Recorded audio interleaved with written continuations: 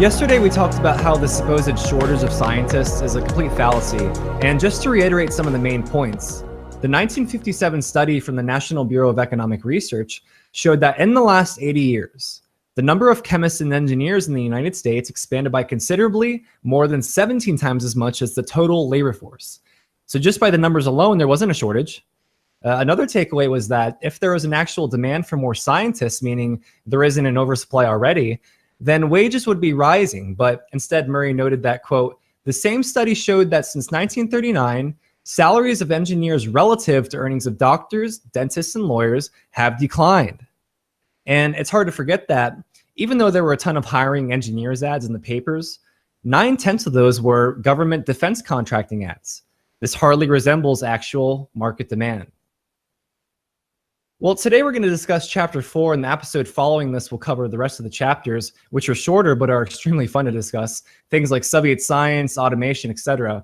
So here we go. Now in chapter 4, which is titled The Alleged Scarcity of Scientific Research, Murray destroys that claim with an abundance of facts. He starts off by discussing the space race.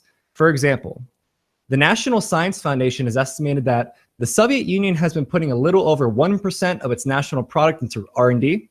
And to clear up why that's important is because the argument went that we needed to quote unquote redouble our efforts to beat the Soviets in the space race. Yet we were already spending 2% or double that of their national product. Now, quoting from the book, in 1953 to 54, private sources contributed 2.6 billion to R&D. This contrasts to a total of 530 million of private funds in 1941.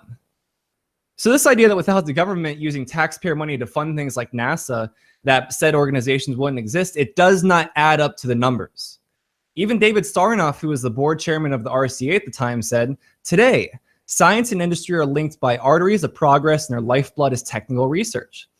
The pattern of our industrial progress lies in a partnership between those who created good things and those who produce and distribute and service them. It lies in teamwork between research and industry. So in effect, this goes back to what I said last episode about how there are no real shortages in a free market. From any perspective, a shortage would simply be an opportunity people would rush to quickly.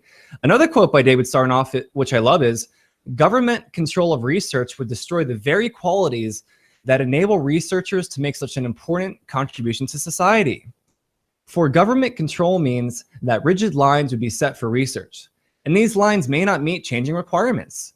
Certainly, industry is best qualified to define its own research needs, and the partnership between research and industry loses its meaning when government can dictate the subject and objective of research in any competitive system of private enterprise.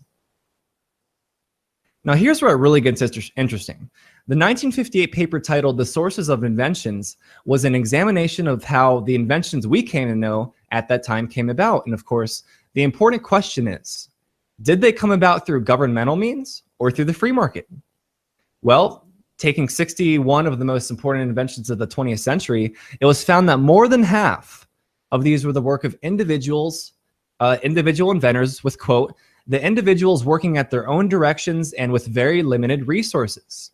Inventions such as the air conditioner, automatic transmission, the bakelite, the ballpoint pen, the catalytic cracking of petroleum, cellophane, the cotton picker, the gyro compass. The gyro compass was invented by a young German art historian. The bulk of the basic inventions for radio came from individual inventors unconnected with communication firms. Penicillin was invented and partly developed in a university laboratory, and insulin was invented by a general practitioner who used a university laboratory. And for like 2 or 3 pages, he's just listing examples. And this is how in-depth of a scholar Murray really was. And if you read his work, most of it tends to read like this, just a plethora of facts. But continuing on, he provides this one quote by Petey Farnsworth, who some may remember as being a great television pioneer. And it goes, the salient feature of my career is that my work has been almost wholly individual. My scientific and technical work has been almost wholly individual. And you got to remember, he ran the Farnsworth Television Radio Corporation from 1938 to 1951. And related to all this, what is it that truly cripples innovation? Well, government. From the study of the sources of innovation, which I mentioned before, another insight was that the chances of success are further reduced where the research group is organized in a hierarchical fashion, with ideas and instructions flowing downwards and not upwards, where the direction is closely defined, where men are asked to report at regular intervals, where achievements are constantly being recorded and assessed, where spurious cooperation is enforced by time-wasting committees and paperwork. And I'm sure many of us have experienced the inefficiency of this in our own lives. The DMV is an overused example, but really think about it. Your ability to live your life is in their hands. And not only is inefficiency hindered from top-down bureaucracy, but you usually are able to feel the resentment that these government workers have toward us normies, so to speak. I mean, see, they have it in their mind that government gives us rights, when in reality, our rights predate governments. All the state can do as a best attempt is to protect our rights, but clearly they have a poor track record for that. So what makes anyone think that they can promote innovation? By default, they can't. They can only stifle innovation.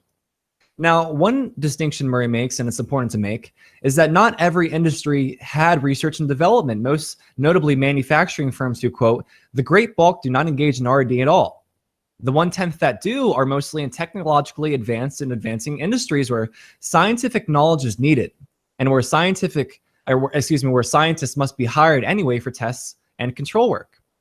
And he points out that few of the Nobel Prize winners since 1900 came from large industrial research laboratories. Furthermore, many of the current research labs of the big corporations originated as small firms where later they were bought by big corporations. This happened with General Motors and with General Electric, but with these larger firms who often are receivers of government protections, they don't have the same incentives. For example, quote, the telephone, cable, and electric manufacturing companies were originally apathetic about the possibilities of wireless telegraphy. RCA resisted Armstrong's FM ideas. The Edison company at the turn of the century scoffed at the idea of a gas motor for transportation, insisting on the future of the electric motor for that purpose. And funny enough, even today, there's still a battle to move to electric cars, and they've come a long way, but this was over half a century ago. Well, that about covers it, but the chapter does end with an interesting point that is often lost among the talk of modern science. Real science involves testing, retesting, and the independent corroboration of facts by other individuals. Professor Baker, who had a piece titled Science in the Planned State, said that there is one occurrence which helps the scientist form a valid judgment better than anything else. This is the publication of the same result by two entirely independent workers. Central planners are inclined to consider that one of the two independent workers has been wasting his time. The actual research worker knows that this is not so. Is it the very fact that the two workers are independent that inclines other workers to accept their findings? Scarcely, a working scientist will deny that two independent papers containing the same result are very much more convincing than a single paper by two collaborators. You won't want to miss episode 25, which will cover the rest of the book. What was the deal with Soviet science? How inefficient exactly is governmental research? And atomic energy, automation? You won't want to miss it. This is Stephen Clyde, as always, for Peace and Liberty.